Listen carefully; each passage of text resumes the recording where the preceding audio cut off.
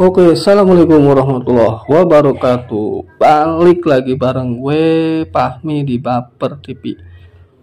Dan pada kali ini teman-teman, pertama gue akan melanjutkan kisah tentang Seudino yang pernah gue bawakan. Cuma untuk kali ini nih, sepertinya gue akan membawakan hanya berupa audio ya. Mungkin layarnya yaitu kosong, mungkin layar hitam putih, intinya tidak ada ilustrasi dan gambar. Jadi mungkin ini cocok buat kalian yang hanya ingin mendengarkan audionya saja.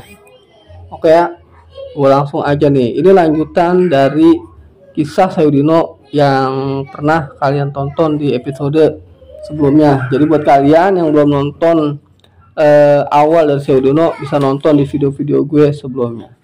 Oke, tanpa berlama-lama lagi, kita lanjut ke ceritanya. Judul kali ini dengan judul Sedasa. Keesokan siang, mobil hitam datang ke gubuk. Sugi keluar lalu membantu mengangkat tubuh Della yang diikat. Tidak ada percakapan terjadi. Dini dan Sri ikut masuk dengan cepat. Kemudian mobil melaju. Sekali Sugi mencuri pandang kepada Dini dan Sri, seolah mengecek apakah ada yang menjadi gila setelah rentetan kejadian yang dengarnya dari Mbak Tamin. Kita ke sana Mbah, tanya Sugi di tengah perjalanan. Iya, kita ke sana Gi, ke rumah Joglo tempat Della dilahirkan. Sri hanya mendengar tanpa berkomentar apapun lagi. Ia terlalu lelah dengan semua ini. Mereka telah meninggalkan rumah yang sekaligus menjadi tempat Erna dikuburkan. Hutan itu tidak akan pernah Sri lupakan seumur hidup. Perasaan berdosa akan terus menghantui selamanya. Setelah 1 jam perjalanan, mereka sampai di rumah yang dimaksud Mbak Tamin. Sri melihat sekeliling. Belum pernah ia melihat rumah seperti ini, rumah Jawa kuno yang memiliki halaman luas. Selain itu, tembok yang kuat meski dari kayu, tiangnya kokoh terbuat dari kayu jati pilihan. Apa yang terjadi di rumah itu sudah terjadi, kata Mbak Tamin mendekati Sri. Sekarang fokuskan lagi dirimu untuk menjalankan perintahku. Sri mengangguk meski kalimat Mbak Tamin terdengar ramah, tetapi tetap saja Sri tidak akan pernah melupakan apa yang sudah ia perbuat. Ia sudah membunuh dan dosa itu tidak akan pernah bisa ia tebus sampai ke alam kubur. Sugi melangkah keluar, membuka pintu mobil tempat Della diikat. Perlahan-lahan dibantu Mbak Tamin. Sugi membuka ikatan tali, membiarkan Della turun dari mobil melihat rumah ini. Selamat datang di rumah Nduk, kata Mbak Tamin seraya tersenyum. Della menatap ke sana ke sini seakan sedang mengumpulkan ingatan akan rumah ini. Ia sangat mengenali rumah ini, tetapi kejadian yang sudah menimpanya memberikan efek mimpi buruk tersendiri. Hal itu membuat Della tidak dapat tersenyum meski sekarang ia sudah terbangun dari tidurnya. Meski begitu, Della masih mampu menahan. Ia sudah tidak sanggup tinggal di sana, tinggal di dalam rekapan seorang yang sangat ingin melihatnya mati bersama keluarganya. Ini adalah rumah Joglo, kediaman tersembunyi yang dimiliki keluarga Atmojo, kata Dini bercerita. Aku jarang kesini Sri, tapi semua orang yang bekerja untuk Atmojo sudah tahu rumah ini karena bangunannya yang memang dibikin dengan gaya kuno. Lebih adem kan? Sri menjawab. Sri tidak menjawab, ia memilih diam. Ya sudah, aku pergi dulu ya. Ada yang mau aku kerjakan. Ingat kata Mbak Tamin tadi. Yang sudah terjadi biarkan saja. Sri duduk di atas satu papilun memandang pepohonan rindang sekelilingnya. Sri menoleh dan mendapati Sugi tengah menatap sembari tersenyum. Sri tidak menjawab pertanyaan Sugi. Saya turut berduka atas apa yang terjadi Mbak, katanya. Nah, cuma saat itu nih, si Sri tepat bertanya kepada Sugi. Emang Mas tahu tentang apa yang sebenarnya terjadi? Sebenarnya malam saat menghantarkan kalian, kata Sugi, saya sudah merasa aneh.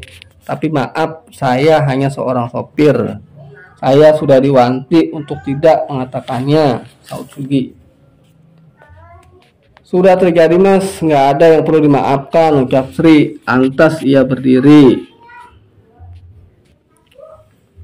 Mbak, panggil Sugi ketika Sri berniat untuk pergi. Apakah Erna mengatakan sesuatu kepada Anda? Sesuatu seperti dendam? Iya, dia mengatakan sebuah dendam antara keluarga. Memangnya kenapa? Tanya Sri. Wajah Sugi tampak berubah, ekspresi ganjil lebih terlihat seperti orang bingung. Tidak apa-apa, kata Sugi. Ya sudah, monggo Mbak kalau mau pergi. Sri meninggalkan Sugi sendirian. Sri lantas mengingat kejadian malam itu. Erna kesurupan saat ia berniat menguburkannya. Ada yang aneh dengan Erna, Sri masakannya. Apa maksud ucapannya? Benarkah itu iblis yang merasuki Dela? Sepertinya bukan. Lantas siapa? Apa maksud dia mengatakan itu? Sri mencoba mengingat apa yang Erna ucapkan malam itu. Sebuah detail penting yang harus Sri tahu. Sri tiba-tiba terpikir, mungkinkah sosok di dalam tubuh Erna adalah dia? Sri kemudian mencari keberadaan Dini. Ia melihat perempuan itu tengah berada di dapur. Dini melihat Sri aneh. Aku nggak tahu Sri. Namun Sri merasa yakin Dini masih menyembunyikan sesuatu. Kamu pernah bilang sesuatu tentang kedatangannya, bukan? Siapa dia? Dini tercekat, dia tidak dapat menjawab. Ia menatap Sri, memohon agar tidak membahas itu lagi. Namun Sri sudah berada di ujung emosinya. Ia tidak sanggup lagi melakukan ini semua. Beban yang Sri tanggung sudah lebih dari cukup. Bukankah aku sudah pernah bilang, Du, namanya adalah Kuncoro, jawab Mbak Tamin. Sri menoleh melihat Mbak Tamin yang berdiri di belakang, menatap mereka berdua. Ikut aku, Du, kata Mbak Tamin. Sri mengikuti. Ia menatap Dini yang membuang muka. Namanya adalah Sabdo Kuncoro. Sabdo Kuncoro, ulang Sri. Iya, dialah yang membuat semua ini terjadi. Dialah muara yang saat ini sedang kami cari. Muara? Betul, Du. Muara takdir, di mana kita semua sedang menuju ke sana. Dan bila kita menemukannya, maka kita semua bisa mengakhiri ini semua. Saya tidak mengerti satupun dari apa yang Mbak jelaskan. Begini, santet yang mendiami tubuh Dela akan mencapai titik puncak pada esok hari. Esok akan menjadi hari terakhirnya, yaitu hari ke-1000. Pada hari itu Dela akan mendapati iblis yang mendekam dalam tubuhnya merontak keluar karena Balek datang menjemputnya. Balek itu, teman-teman, adalah pasangan. Iya, ucap Mbak Tamin. Kedatangannya akan mengakhiri semuanya. Kedatangan sang abdi Angkara Nyowo Bonorogo. Siapa Bonorogo? Tanya Sri.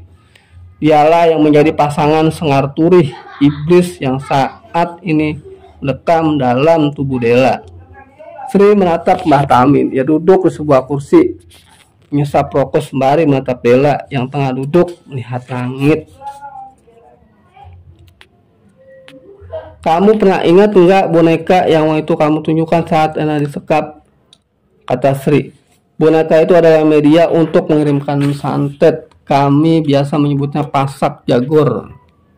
Boneka kayu yang diisi oleh sesuatu yang kemudian dililit dengan media rambut sebagai pengikat antara pengirim dan penerima. Sesungguhnya ada satu hal yang tidak kami beritahukan kepada kalian semua, bahwa sungguhnya Dela pernah membuka 1 dari 3 boneka. Mbak Tamin mantap Sri. Boneka itu memang sengaja dibuat 3 dan memang harus 3. Boneka itu adalah awal dan akhir dari santet yang dikirim, bukan untuk Dela saja, tetapi untuk seluruh anggota keluarga Atmojo. Sri tercekat, ia baru mendengar fakta ini. Jadi si Sri ini baru tahu tentang fakta dan kejadian mengenai santet Seudino, teman-teman. Oke, kita lanjut. Sepertinya kamu sudah tahu, ucap Mbak Tamin tersenyum. Benar sekali, aku butuh kalian untuk menahan kuasa gaib yang dikirimkan oleh Sabdo. dengan melilitkan rambut kalian dengan dia. Karena sebenarnya weton kalian sama dengan weton Sabdo Kuncoro. Apakah Mbah menggunakan rambut Dini untuk menggantikannya dengan rambut Erna? Tanya Sri. Benar, Nduk. Boneka kedua saat ini terikat dengan Dini. Sekarang hanya tinggal satu boneka lagi, yang boneka itu untuk dirimu. Mbah Tamin menatap si tajam sambil beralih menatap Dela yang tengah terjemur merasakan hangatnya matahari. Mbak Tamin berdiri sambil menatap Dela. Bukankah sudah pernah aku bilang tak seharusnya kalian tahu lebih banyak tentang hal ini. Nah, jadi teman-teman beberapa cerita gue di awal ini Mbak Tamin pernah bilang. Jadi buat yang penasaran, nonton lagi deh video gue di awal ya. Oke, lanjut. Tapi kali ini izinkan aku memohon kepadamu. Dela sudah lama menderita. Lihatlah dia sekarang. Apakah kamu tidak merasa kasihan kepadanya? Entah apa yang Karsa janjikan, tetapi secara pribadi aku memohon kepadamu, tunaikan tugasmu hingga semua ini selesai, kata Mbak Tamin. Apa yang terjadi bila rambut dalam boneka terlilit rambut kami, Mbah? Tanya Sri. Artinya syarat Sewudino sudah terpenuhi. Dela tak hanya harus menanggung sendiri, kalian akan berbagi rasa sakit satu sama lain. Selain itu, karena garis weton kalian sama dengan Sabdo Atmojo, ia juga akan merasakan efek yang menyakitkan dari santet yang ia kirim. Sabda Mbah Tamin diam, sebelum menoleh menatap Tri. Terpaksa Sabdo tidak bisa lagi mengirim santetnya kecuali menunggu kontak Sewudino berakhir dan mulai menghabisi semua yang terlibat dalam lingkaran Atmojo, termasuk aku dan kalian. Ngerti? Apa yang bisa saya lakukan untuk menolongnya, Mbah? Maksudnya Sri ini pengen menolong Dela, teman-teman. Esok adalah malam kawuh santet Sewudino, malam penebusan nyawa Dela. Sri berdiri, ia merasa merinding mendengar kalimat itu. Tetapi lagi-lagi Sri terbayang apa yang akan terjadi bila ia tidak melakukannya. Dela bisa mati. Dan bila Sri melakukan seperti apa yang Mbak Tamin katakan, apakah dirinya masih bisa hidup? Sri menatap dari situ lagi, ia melambai kepadanya, dan untuk pertama kalinya Sri akhirnya mengatakan kepada Mbak Tamin, saya mau, Mbah, saya mau menggadaikan nyawa saya. Nah, teman-teman, itu tadi kisah lanjutan dari Sewudino yang berjudul Sedasa. Oke, makasih banyak buat teman-teman yang udah join dari awal hingga akhir.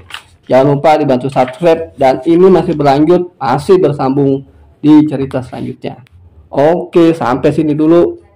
Salam landing, Ghost Enemy. Assalamualaikum warahmatullahi wabarakatuh.